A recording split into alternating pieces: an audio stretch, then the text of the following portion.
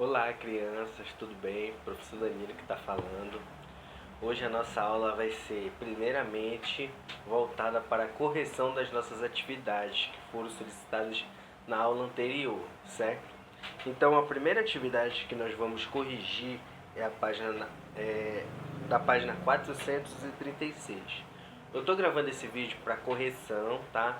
E porque foi solicitado por alguns alunos. E como poderia, para não ficar corrigindo de um por um, eu resolvi gravar o vídeo para a gente fazer uma correção geral de todo mundo, tá? Então vamos lá na primeira questão. Pergunta assim: o que é combustão, né? Então, combustão é o processo da queima de um material, ok? Então, isso é combustão.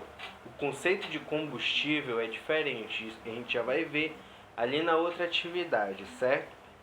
Então, combustão é o processo de queima de um material.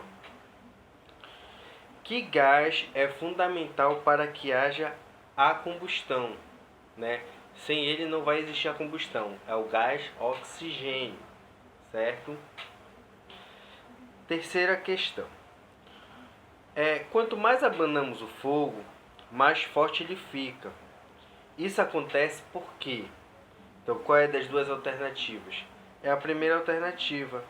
Aumentamos a quantidade de ar com oxigênio, tá? Então, quando você abana o fogo, você aumenta a quantidade de ar e oxigênio. Então, isso aumenta o fogo, tá? Aumenta a combustão. De acordo com o experimento, aquele que nós fizemos aqui na aula passada, que eu coloquei o copo na vela, que a vela apagou. Então, por que esse fogo apagou? Porque a vela acesa, coberta por um copo, se apaga depois de um certo tempo. Ou seja, porque como fica com pouco oxigênio e esse oxigênio não se renova, aí o fogo apaga, tá? Porque não tem uma renovação de oxigênio, tá? E aí fica apenas o gás carbônico e ele não consegue renovar, tá? Letra B. O que acontece com o oxigênio que mantém a vela queimando, tá? Então, esse oxigênio, quando eu coloquei, ele foi consumido, né? E aí não teve a renovação, por isso que a vela apagou, tá? Então, a resposta é: o oxigênio foi consumido, certo? Na quinta, pergunta assim: como se pode interromper a queima de materiais, né? Ou seja, como é que pode interromper? Então, tá tendo um processo de combustão aqui.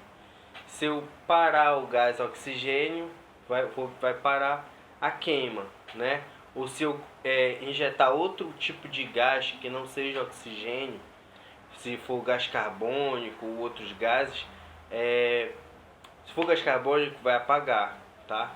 Então é necessário que tenha oxigênio para ocorrer a queima. Indique um uso prático de gás carbônico para combater o fogo, né? Então o gás carbônico ele pode ser utilizado em alguns tipos de extintores de incêndio, ok? Então isso ajuda a combater o fogo. Vamos agora na atividade da página 438, certo? E aí, como eu falei, na pergunta anterior, o que é combustão, e aqui na pergunta,